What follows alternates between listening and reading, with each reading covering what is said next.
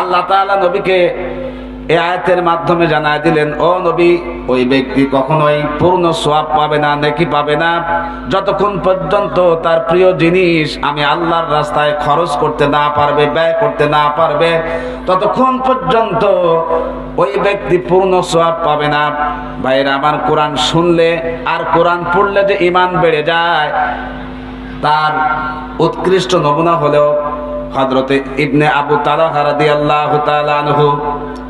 আল্লাহর নবী জনাব মুহাম্মদ রাসূলুল্লাহ সাল্লাল্লাহু আলাইহি ওয়াসাল্লামের কাছে এসে বললেন, ইয়া রাসূলুল্লাহ, ইয়া হাবিবাল্লাহ, হে আল্লাহর নবী, আপনার উপরে আল্লাহ রাব্বুল আলামিন এই কোরআনুল কারীমের আয়াত অবতীর্ণ করলেন, আর আল্লাহ পাক জানায় দিলেন ততক্ষণ পর্যন্ত পূর্ণ সওয়াব পাবে না, নেকি পাবে না, যতক্ষণ পর্যন্ত তোমার প্রিয় জিনিস আমি আল্লাহর রাস্তায় খরচ করতে না পারবে, ব্যয় করতে না পারবে। ভাইরা আমার, হযরতে আবু তালহা রাদিয়াল্লাহু তাআলা আনহু একটাবার যখন কোরআন পড়লেন, কোরআন আয়াত শুনলেন, শোনার সঙ্গে সঙ্গে তার ঈমান বেড়ে গেল। এবার আল্লাহর নবীর কাছে গিয়া বললেন, ইয়া রাসূলুল্লাহ, ইয়া হাবিবাল্লাহ, হুজুর, এই যে বাইরুহা বাগান, এই বাগানটি আমার কাছে সবচাইতে দামি এবং সবচাইতে উৎকৃষ্ট বাগান হচ্ছে আমার এই বাগানটি, খেজুরের বাগান। হুজুর, যেহেতু আমার আল্লাহ পাক কোরআনুল কারীমের আয়াত অবতীর্ণ করেছেন, কোরআনের মাধ্যমে আমার আল্লাহ আমাকে জানাই দিয়েছেন, আমি আল্লাহর কাছ থেকে জান্নাত নিতে চাই, আল্লাহ পাকের কাছ থেকে সওয়াব নিতে চাই, এবং সওয়াবের বিনিময় আমি আল্লাহর কাছ থেকে জান্নাত নিতে চাই। হুজুর, এই যে আমার খেজুরের বাগান, এই বাগানটি আমি আপনাকে ওয়াকফ করে দিলাম, দান করে দিলাম, এখন আপনার ইচ্ছা মতো এটাকে খরচ করতে পারেন, ব্যয় করতে পারেন। ভাইরা আমার, কোরআন তো আমরাও শুনি। হযরত আবু তালহা রাদিয়াল্লাহু তাআলা আনহুর কাছে যখন এই কোরআনের আয়াত যখন তেলাওয়াত করা হলো, পড়া হলো, তার ঈমান বাড়লো না কমে গেল? বেড়ে গেল। কেমন বাড়লো? তার প্রিয় জিনিস আল্লাহর রাস্তায় খরচ করে দেওয়ার জন্য আল্লাহ রাসূলের কাছে আসলেন এবং নবীজিকে বললেন, ইয়া রাসূলুল্লাহ, ইয়া হাবিবাল্লাহ, হুজুর, এই যে আমার বাগানটি, এই বাগানটি আমি আপনাকে দান করে দিলাম, এটা আপনার ইচ্ছা মতো আপনি খরচ করতে পারেন। আল্লাহর নবী বললেন, আবু তালহা, এটা অত্যন্ত মূল্যবান সম্পদ, অত্যন্ত দামি বাগান, এই বাগানটি তুমি তোমার আত্মীয় স্বজনের মধ্যে তুমি বন্টন করে দাও, তুমি ভাগ করে দাও। এরপরে তিনি কি করলেন, তার আত্মীয় স্বজন বলতে তার চাচাতো ভাইদের মধ্যে এই বাগানটি তিনি বন্টন করে দিলেন। কি জন্য বলুন তো? আল্লাহর কাছ থেকে জান্নাত নেওয়ার জন্য। আমরাও ওয়াজ শুনি, এই ওয়াজকে শুনতেছি না আজকে? শুনি তো। এখন এই ওয়াজ শোনার পর আপনার প্রিয় জিনিস আপনার চাচাতো ভাই অথবা আপনার আত্মীয় স্বজনের মধ্যে আপনি ভাগ করে দিতে পারবেন? পারবেন। তার কারণ কি? তোর থাক তোর চাচা, আগে আমার সম্পদ, তোর চাচা থাকবি। অথচ হযরত আবু তালহা কোরআন শুনলো, কোরআন শোনার সাথে সাথে তার ঈমান এত বড় বাড়লো যে তার প্রিয় সম্পদ আল্লাহর রাস্তায় খরচ করে দেন। কোন সুবহানাল্লাহ। তাহলে যারা মুমিন তাদের সামনে যখন কোরআন পড়া হবে, কোরআন তেলাওয়াত করা হবে, সঙ্গে সঙ্গে তার ঈমান বেড়ে যাবে। কোন সুবহানাল্লাহ। 3 নাম্বার হলো ওয়ালা রাব্বিহিম ইয়াতাওয়াক্কালুন। আর মুমিন সর্বাবস্থায় আল্লাহর উপরে আস্থাশীল এবং ভরসাশীল হয়ে থাকবে, সবসময় আল্লাহর উপরে ভরসা করবে। তার কারণ মুমিনের বিপদ আসতে পারে, পারে কিনা ভাই? আপনি জীবনে কিছুই করেন নাই, অথচ আপনার উপরে বদনাম আসবে, আপনাকে খারাপ বলবে, আপনাকে চোর বলবে, আপনাকে ডাকাত বলবে, আপনাকে হাইজাকার বলবে, আপনাকে জানাকার বলবে, আপনাকে মদখোর বলবে, অথচ এগুলো আপনি কিছুই করেন নাই কোনোদিন। কথা ঠিক কিনা? আপনার উপর বিপদ আসতে পারে, মুসিবত আসতে পারে, আপনার বদনাম আসতে পারে। এই 5 গ্রাম চাকরি করতে লাগি আমার জীবনে যেটা করেনি কোনোদিন, এই কোরআন সাক্ষী, কোরআন সামনে করে বলতেছি, যারা আমার নামে লানত দিয়েছে আল্লাহ তাদেরকে বিচার করে নাই। কতক্ষণ নাকি বিচার করে নাই? আল্লাহ তাদের বিচার করেছে। আমি একটা কথা বলতে চাই, এই কোরআনের মাহফিল থেকে একটা কথা বলতে চাই।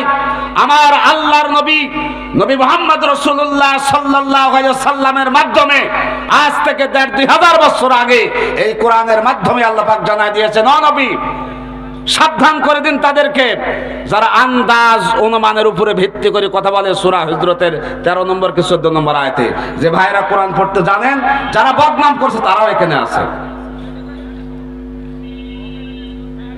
আরে বাপের গরিব সওয়াল হতে পারি, কিন্তু এত অসভ্য না, এত জানোয়ার না। এখানে চুরি করার জন্য আসছিলাম না, এখানে এই প্রতিষ্ঠানের খেদমত করার জন্য আসছিলাম। কিসের খেদমত? কোরআনের খেদমত করার জন্য আসছিলাম। অথচ এই প্রতিষ্ঠানে আসার পর আমাকে বেজ্জতি করা হয়েছে, আমাকে লাঞ্ছিত করা হয়েছে, আমাকে অপমান করা হয়েছে, আমাকে চোরের খাতে নাম দিয়েছে। অল্লাহি আল্লাহর কসম, শুনে রেখো গুজরাট মুসলমান, ১ টাকা কোনোদিন এই প্রতিষ্ঠানের আমি কোনোদিন নষ্ট করিনি। কিন্তু যারা চোর বলেছ, আজকে তাদের লাখ লাখ টাকা চোরের বদনাম হয়েছে। হয় নাই কি ভাই? হয় নাই? কোথায় আছো? আন্দাজ অনুমানের কথা আল্লাহ পাক বলছে, আন্দাজ অনুমান করে কোনো কথা বলো না, কারণ আন্দাজ অনুমান পাপ।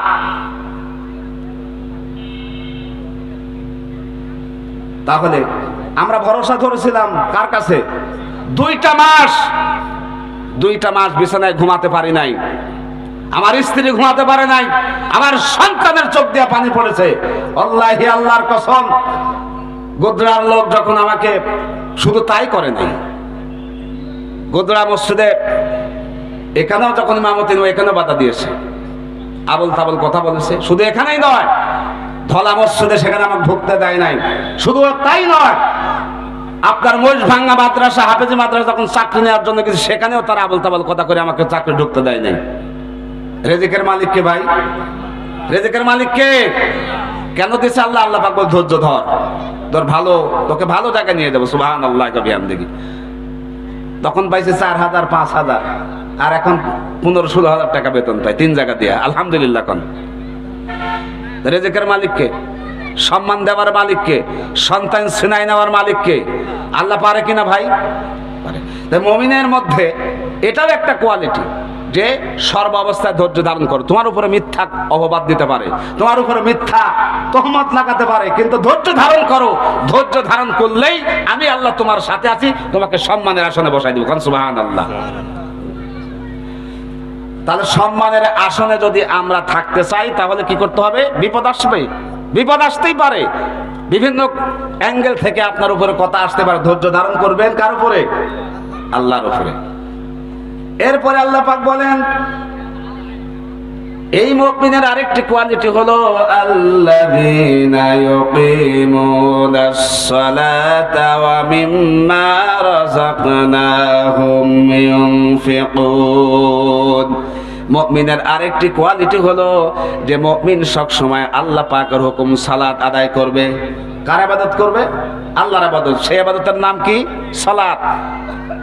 যারা দৈনন্দিন যারা 5 ওয়াক্ত সালাত আদায় করবে, আর আমি যে তাদেরকে রিজিক দিয়েছি তার দ্বারা আমার রাস্তায় খরচ করবে, ব্যয় করবে, এই গুণগুলি, এই কোয়ালিটিগুলি যার মধ্যে আছে, এবার আল্লাহ পাক তাদের পুরস্কারের কথা বলছেন। সুবহানাল্লাহ। পান আল্লাহ পাক বলেন, তাদের ব্যাপারে সার্টিফিকেট দিলেন, উলাইকা হুমুল মুমিনুনা হাক্কান। আল্লাহ রাব্বুল আলামিন তিনি বলেন, এরাই হলো ইমানের দাবিতে সত্যবাদী। কোন সুবহানাল্লাহ। তাহলে ইমানের দাবিতে যদি আমরা সত্যবাদী হতে চাই, তাহলে যখন আল্লাহর কথা যখন কোন মুমিনের সামনে যখন বলা হবে, তখন হৃদয়ের মধ্যে কম্পন সৃষ্টি হবে, ভীতির সৃষ্টি হবে। 2 নাম্বার, আল্লাহর কালাম যখন কোন মুমিন বান্দার সামনে তেলাওয়াত করা হবে, পড়া হবে, তখন তার ঈমান বেড়ে যাবে। কোন সুবহানাল্লাহ। 3 নাম্বার, ওই মুমিন সর্ব অবস্থায় আল্লাহর উপরে ভরসা করবে, ধৈর্যশীল হয়ে যাবে। 4 নাম্বার, ওই মুমিন আল্লাহর ঘর থেকে যখন আযান দেওয়া হবে, আযান দেওয়ার সঙ্গে সঙ্গে ওই মুমিন দুনিয়ার জীবনের কাজকর্ম ছেড়ে দিয়ে আল্লাহর ঘরে হাজিরা দিবে সালাত আদায় করার জন্য। কি করার জন্য? সালাত আদায় করার জন্য। 4 নাম্বার, তারা আল্লাহর রাস্তায় খরচ করবে, ব্যয় করবে। এই গুণগুলি যাদের ভিতরে আছে আল্লাহ পাক তিনি বলেন উলাইকা হুমুল মুমিনুনা হাক্কা। আল্লাহ পাক তিনি বলেন এরাই হলো ঈমানের দাবিতে সত্যবাদী। কোন সুবহানাল্লাহ। এরা ঈমানের দাবিতে সত্যবাদী। এরপরে আল্লাহ পাক বলে বান্দা শুধু সত্যবাদী বলেই আমি তোমাদের সার্টিফিকেট প্রদান করি নাই, এবার তোমাদের পুরস্কারের কথা শোনো। আল্লাহ পাক তিনি বলেন লাহুম দারাজাতুন ইনদা রাব্বিহিম ওয়া মাগফিরাতুন ওয়া রিজকুন কারীম। আল্লাহ পাক বলে বান্দা তুমি আমাকে সম্মান করে আমার যে কাজগুলি করলাম, এইবার তোমার মর্যাদা তোমার সম্মান আমি আল্লাহ বাড়াই দিলাম। আল্লাহ পাক বলেন লাহুম দারাজাতুন ইনদা রাব্বিহিম। আল্লাহ পাক বলে এই মুমিনদের মর্যাদা সম্মান আল্লাহ রাব্বুল আলামিনের কাছে কোন বেশি না কম? আল্লাহ পাক বলে এই মুমিনের মর্যাদা সবচাইতে আল্লাহর কাছে বেশি। শুধু তাই নয়, আল্লাহ পাক তিনি বলেন তাদেরকে পুরস্কৃত করা হবে। তাদের সবচাইতে বড় পুরস্কার হলো তাদের জীবনের সব গুনাহগুলি আল্লাহ রাব্বুল আলামিন মাফ করে দিবেন। কোন সুবহানাল্লাহ। এরপরে 3 নম্বর পুরস্কার হলো আল্লাহ পাক বলে তোমার গুনাহ মাফ করে আমি ক্ষান্ত হব না। আল্লাহ পাক তিনি বলেন ওয়া রিজকুন কারীম। আল্লাহ পাক বলে বান্দা চিন্তা করো না, আমি আল্লাহ তোমাকে জান্নাতের ভিতরে আমি আল্লাহ উত্তম রিজিক প্রদান করব। কোন সুবহানাল্লাহ। এরপরে মুমিনের কোয়ালিটি সম্পর্কে আল্লাহ রাব্বুল আলামিন তিনি আরেক জায়গা বলেন ইন্নামাল মুমিনুনাল্লাযীনা আমানু বিল্লাহি ওয়া রাসূলিহি সুম্মা লাম ইয়ারতাবু ওয়া জাহাদু বিআমওয়ালিহিম ওয়া আনফুসিহিম ফি সাবিলিল্লাহ উলাইকা হুমুস সাদিকুন। কোন আল্লাহু আকবার। আল্লাহ পাক তিনি বলেন সত্যিকার মুমিনের গুণাবলীর মধ্যে এটাও একটা গুণাবলী যে মুমিন যখন আল্লাহ এবং রাসূলের প্রতি ঈমান আনবে, ঈমান আনার পর সুম্মা লাম ইয়ারতাবু কোন রকম সন্দেহ করবে না, দ্বিমত পোষণ করবে না, উল্টা পাল্টা কিছু করবে না, এবং এই ঈমান আনার পরে ওয়াজাহাদু বিআমওয়ালিহিম ওয়া আনফুসিহিম জিহাদ করবে মাল দিয়ে জান দিয়ে। কার রাস্তায়? মাল দিয়ে জান দিয়ে। কার রাস্তায় জিহাদ করবে? জিহাদ ফি সাবিলিল্লাহ করবে। আল্লাহ পাক বলেন যারা জান দিবে মাল দিবে আমি আল্লাহর রাস্তায়, যারা জীবন এবং মাল দুটাই যখন আমি আল্লাহর জন্য যখন ব্যয় করবে খরচ করবে, আমি আল্লাহ রাব্বুল আলামিন তাদের ব্যাপারে সার্টিফিকেট দিলাম উলাইকা হুমুস সাদিকুন। এরাই হলো ঈমানের দাবিতে সত্যবাদী। তাহলে একজন মুমিনের কোয়ালিটি হলো আপনি যখন ঈমান আনবেন আল্লাহ এবং রাসূলের প্রতি যখন ঈমান আনবেন এবং এই ঈমান আনার পর আপনার মাল এবং আপনার জান খরচ করতে হবে কার রাস্তায়? একটু জোরে বলতে হবে। জোরে বল না। কার রাস্তায়? আল্লাহর রাস্তায় খরচ করতে হবে। আল্লাহ পাক তিনি বলেন ইয়া আইয়ুহাল্লাযীনা আমানু হাল আদুল্লুকুম আলা তিজারাতিন তুনজিকুম মিন আযাবিন আলীম। আল্লাহ পাক তিনি বলেন ওহে বিশ্বাসীরা, ওহে ঈমানদারেরা, আমি কি তোমাদেরকে এমন একটি ব্যবসার কথা বলে দিব না? এমন একটি লাভজনক ব্যবসার কথা কি আমি তোমাদেরকে বলবো না? সেই ব্যবসাটা হলো তুমিনুনা বিল্লাহি ওয়া রাসূলিহি ওয়া তুজাহিদুনা ফি সাবিলিল্লাহ। সেটা হলো সেই ব্যবসাটা হলো আল্লাহ এবং রাসূলের প্রতি ঈমান আনবে, আর ঈমান আনার পর তোমার মাল আর তোমার জান আল্লাহর রাস্তায় খরচ করবে, ব্যয় করবে। যদি এটা করতে পারো তাহলে আমি আল্লাহ তোমাকে গ্যারান্টি দিলাম জাহান্নামের কঠিন আযাব এবং শাস্তি থেকে আমি আল্লাহ তোমাকে নিরাপত্তা দান করব। কোন সুবহানাল্লাহ। তাহলে আপনার জান আপনার মাল এই জান আছে বলে যেখানে সেখানে আপনি ব্যয় করতে পারবেন, আপনার সম্পদ আছে বলেই যেখানে সেখানে আপনি ব্যয় করতে পারবেন না, খরচ করতে পারবেন না।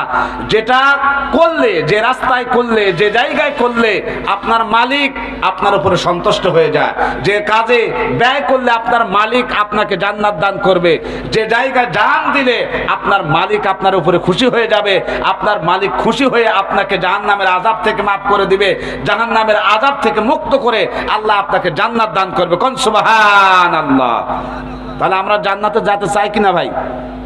যদি চাই তাহলে অবশ্যই আমাদের কি করতে হবে?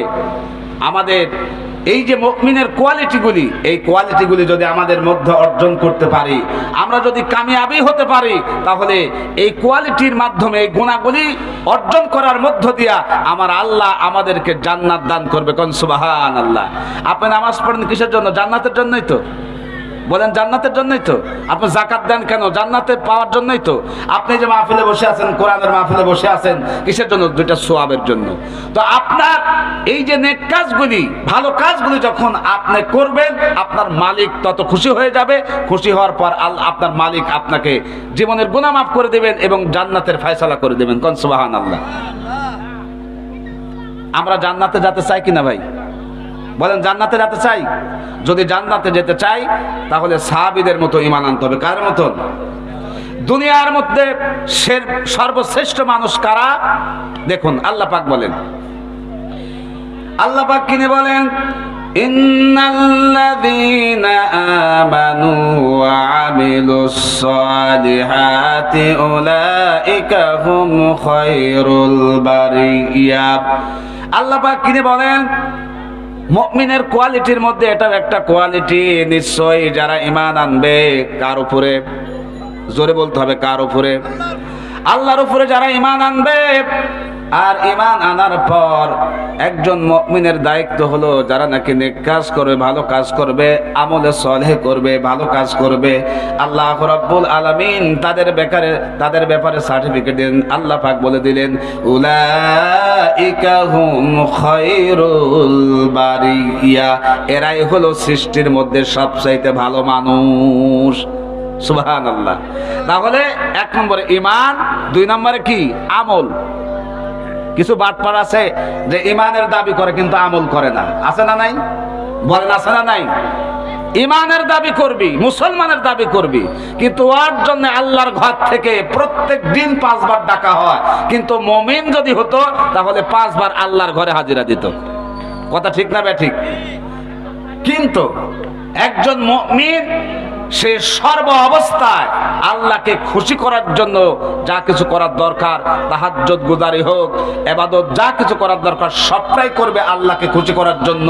আল্লাহ রাব্বুল আলামিন তিনি বলেন যে একজন মুমিনের কোয়ালিটি এইগুলিও যাদের অর্জন করতে পারবে, আল্লাহ পাক তিনি বলেন, উলাইকা হুম খায়রুল বারিয়া। এরাই হলো সৃষ্টির মধ্যে সবচেয়ে ভালো মানুষ। কোন সুবহানাল্লাহ। এবার ভালো মানুষের পুরস্কার কি? দেখেন, দুনিয়া যদি ভালো খেলোয়াড় থাকে তার পুরস্কার থাকে না ভাই? ভালো খেলোয়াড় যারা, তাদের পুরস্কার আছে। ভালো বক্তা যারা, তাদের 1 লাখ, 1.5 লাখ, 2 লাখ, 50,000, 60,000, কি কম? হ্যাঁ, যারা পপুলার হয়ে গেছে, তো তাদের নাম শোনা মাত্রই আমরা মানুষ ওয়াজ শুনতে আসি, এবং তাদের টাকা দিতে হয়, অনেক টাকা দিতে হয়। দিতে হয় না? কেন দিতে হয়? যেহেতু ওদের দাম আছে। ওদের কি আছে? দাম আছে বলেই তাদেরকে হাদিয়াটাও বেশি দিতে হয়।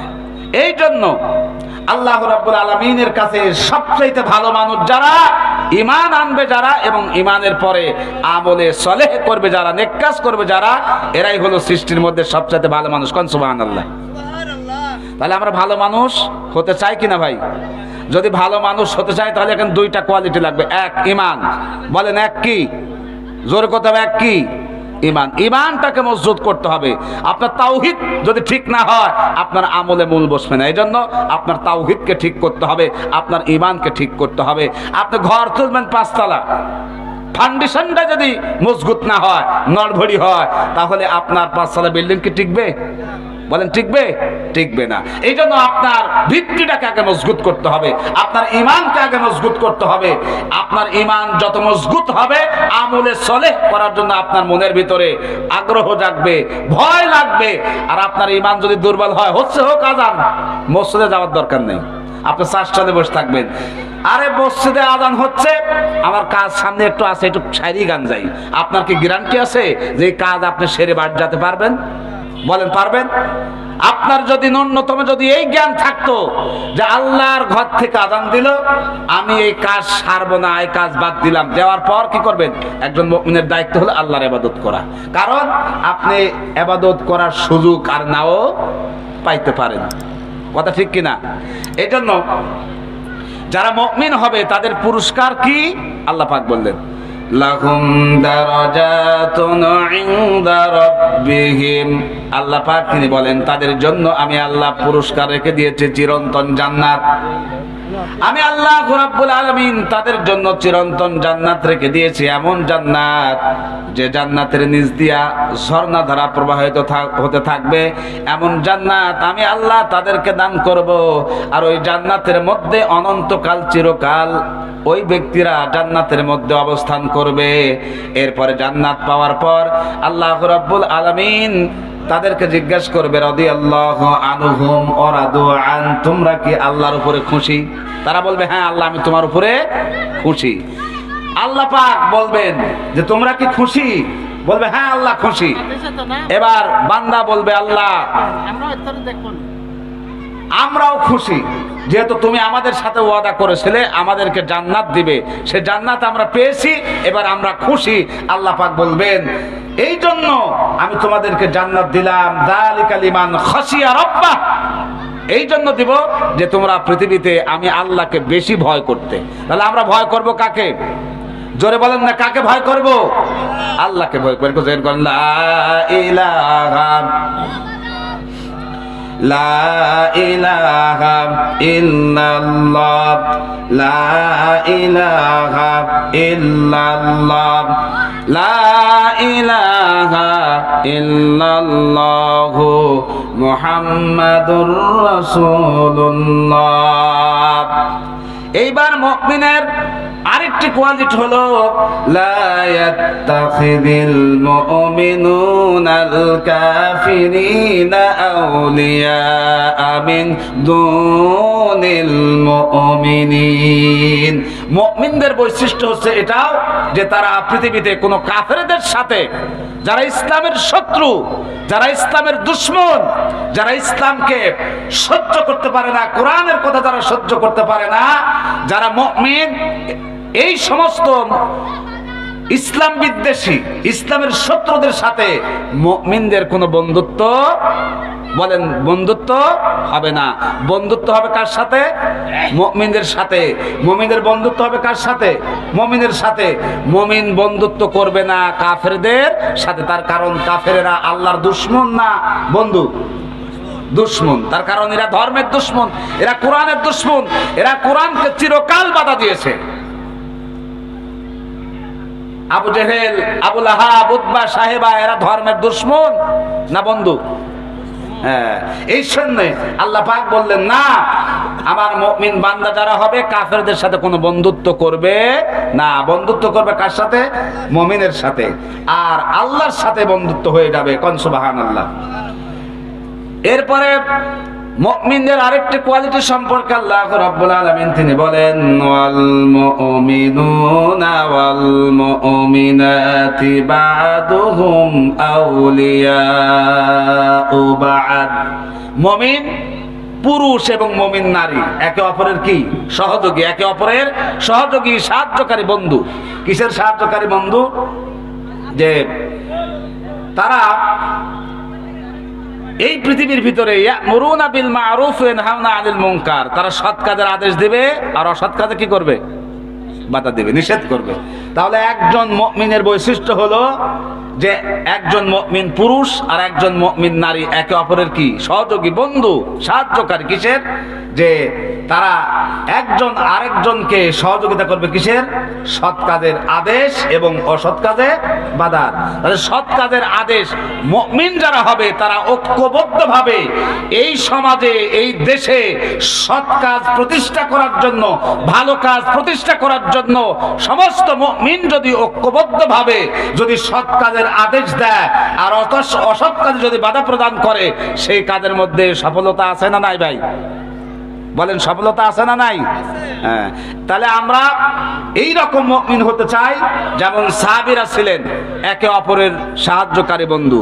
যেখানে যুদ্ধ হয়েছে সমস্ত সাহাবীরা ইসলামকে বিজয় করার জন্য, কোরআনের রাজ প্রতিষ্ঠার জন্য, ইসলামকে প্রতিষ্ঠা করার জন্য তারা ঐক্যবদ্ধভাবে আল্লাহর দ্বীন কায়েমের জন্য যেমন মাঠে ময়দানে দাওয়াত দিয়েছেন, ঝাঁপিয়ে পড়েছেন শত্রুর বিরুদ্ধে, ওই রকম ভাবে আমাদেরকেও আল্লাহর দ্বীন প্রতিষ্ঠার জন্য, আল্লাহর দ্বীন কায়েমের জন্য সমস্ত মুমিন মুসলমান যদি ঐক্যবদ্ধভাবে, একতাভাবে, একই কাতারে শামিল হয়ে যদি আমরা যদি সৎ কাজের আদেশ দেই, অসৎ কাজে যদি বাধা দেই, বলেন তো সৎ কাজ প্রতিষ্ঠা করতে আমাদের কি বেশি দেরি হবে?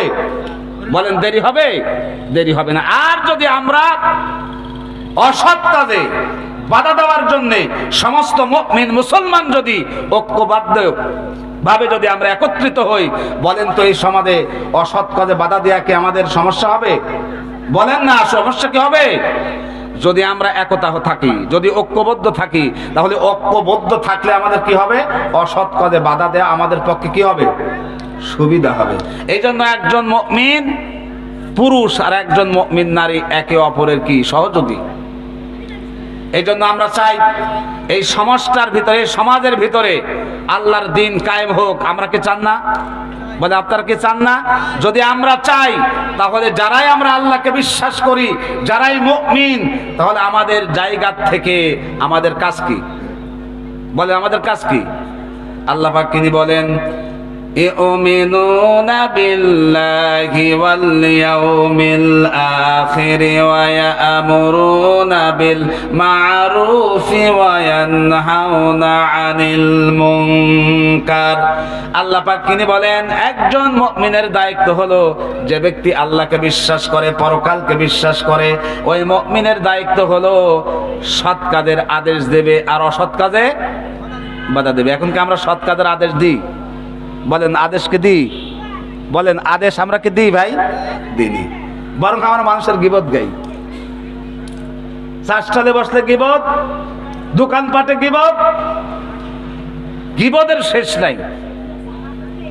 আমরা গীবত গীবত গীবত এত গীবত করতে পারি, আর গীবত করার কারণে আমার দিনের, আমার সমস্ত আমলগুলি, জীবনের সমস্ত ভালো কাজগুলি বরবাদ হয়ে যাচ্ছে, এদিকে আমার কোনো খেয়াল নাই। অথচ চাষটলে গীবত, বাড়িতে গীবত, বইয়ের কাছে যখন শুয়ে আছে তখন ওই অমুক লোকের গীবত যাচ্ছে। কথা ঠিক না বা ঠিক? বলেন, ঠিক না বা ঠিক? আল্লাহ পাক বললেন, বান্দা অন্যের গীবাত গাও না, কারণ গীবাত যদি গাও তোমার জীবনের ভালো কাজের সব আমি আল্লাহ শেষ করে দিব। তুমি যার গীবত গাচ্ছ ওই লোকটার ব্যাপারে, ওই লোকটার মধ্যে ভালো কাজের সংখ্যা বেশি, তোমার মুখ দিয়া ভালো কাজের প্রশংসা হয় না। তুমি একটা তার দোষ পাইছো, সেই দোষ নিয়ে তুমি চাষটলে বলি বেড়াও, অথচ তার ভালো গুণ অনেক আছে। ওই ভালো গুণের দিকে তাকাও, ভালোর প্রশংসা করো, খারাপটাকে ঢেকে রাখো। আল্লাহ পাক তোমার বিষয়গুলিকে ঢেকে রাখবে। কথা ঠিক না ভাই? ঠিক। অথচ আমরা এগুলি করতে পারিনি। আমরা কি পারি এগুলি করতে? পারি নাই। তাহলে আমাদের দায়িত্ব হলো কি? সৎ কাজের আদেশ। বলেন, সৎ কাজের আদেশ দিতে হবে। কেন দিতে হবে? যেহেতু আমি মুমিন, আমি আল্লাহকে বিশ্বাস করেছি। আমার জায়গা থেকে যত শক্তিশালী হোক না কেন, আমার জায়গা থেকে ওই শক্তিশালী ব্যক্তির কাছে সৎ কাজের দাওয়াত দিতে হবে কি হবে না? হবে কি হবে না? কারণ কি? নবী কি দাওয়াত নিয়ে যান নাই শক্তিশালী ব্যক্তির কাছে? হযরত মুসা তিনি তো আল্লাহর পয়গম্বর, তিনি দাওয়াত নিয়ে গেলেন। হযরতে মূসা আলাইহিস সালাতু ওয়াস সালাম ফেরাউনের কাছে দাওয়াত নিয়ে গেলেন। ফেরাউন বললেন, মূসা তুমি যে দাওয়াত নিয়ে আসছো, তোমার তো সাহস কম না বেটা? ফেরাউন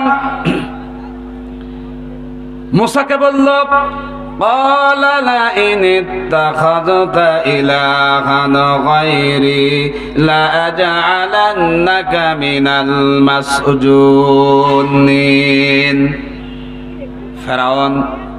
ফেরাউন যখন সমাজের ভিতরে মাস্তানি করা শুরু করে দিল, অত্যাচার শুরু করে দিল, মানুষের উপর যখন জুলুম নিপীড়ন করা যখন শুরু করে দিল, আল্লাহ রাব্বুল আলামিন হযরতে মূসা আলাইহিস সালাতু ওয়াস সালামকে সৎ কাজের আদেশ দেওয়ার জন্য তার কাছে যখন পাঠিয়ে দিলেন, এক আল্লাহর দাওয়াত নিয়ে যখন পাঠিয়ে দিলেন, তখন ফেরাউন বলল, ও মূসা তুমি যদি আমাকে ইলাহ মানতে অস্বীকার করো, আমার আনুগত্য যদি না করো, আমার গোলামি যদি না করো, তাহলে আমার যে জেলখানা আছে এই জেলখানার মধ্যে তোমাকে কারারুদ্ধ করব। কথা ঠিক না ঠিক?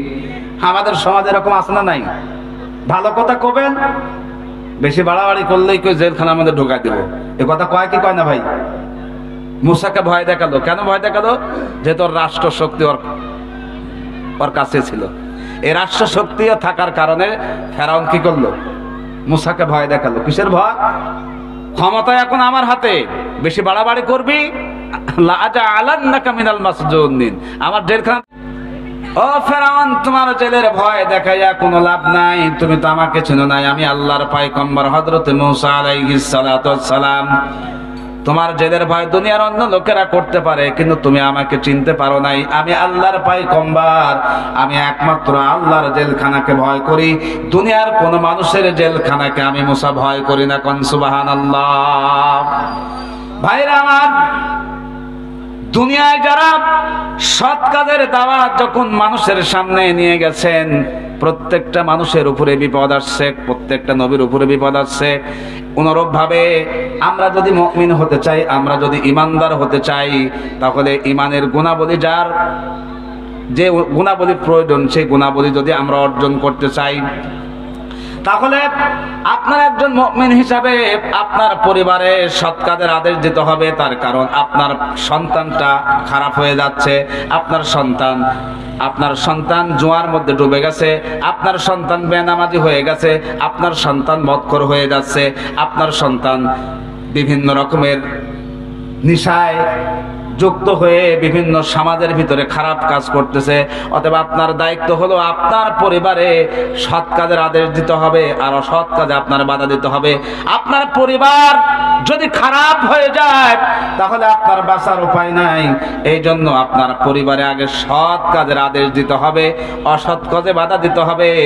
এই জন্য পরিবারে দিবেন, তারপরে সমাজে দিবেন, তারপরে রাষ্ট্রে দিবেন। এইভাবে করে যদি আমরা প্রত্যেকেই আমাদের জায়গা থেকে যদি সৎ কাজের আদেশ দিতে পারি আর অসৎ কাজ যদি নিষেধ করতে পারি, তাহলে এইভাবে যদি প্রত্যেকটা মুমিন যদি তার নিজের জায়গা থেকে যদি এই কাজগুলি যদি করে, তাহলে আল্লাহ পাক তিনি বলেন, ওয়া উলাইকা হুমুল মুফলিহুন, এই সমস্ত মুমিনেরাই সফল কাম। কোন সুবহানাল্লাহ। তাহলে তো আমরা সফল কাম হতে চাই কিনা ভাই? যদি সফল কাম হতে চাই, তাহলে আমাদের দায়িত্ব হলো সৎ কাজের আদেশ দেওয়া। আমাদের মধ্যে কিছু লোক আছে, আমাদের মধ্যে এমন কিছু লোক আছে, বাড়ির কাছে আকাম কুকাম হয়, আর ঘরের সাথে ওই কথা থাক, এগুলি হোক, কিছু করতে যাস নি। আর তোর যদি শক্তি থাকে, সেই শক্তি অনুপাতে তোকে বাধা দিতে হবে। আর যদি শক্তি না থাকে, কি করতে হবে? ঘৃণা করতে হবে। এই জন্য ভাই, আমরা সবাই চাই যে আমরা যেন মুমিন হয়ে, আমরা যেন খাঁটি ইমানদার হয়ে, আমরা যেন আল্লাহর মেহমান হতে পারি। এই তৌফিক যেন আল্লাহ দান করে। সবাই বলি আমিন। ওয়া আখিরু দাওয়ানা আলহামদুলিল্লাহি রাব্বিল আলামিন। ভাই আমার জন্য দোয়া করবেন, আল্লাহ পাক যেন সুস্থ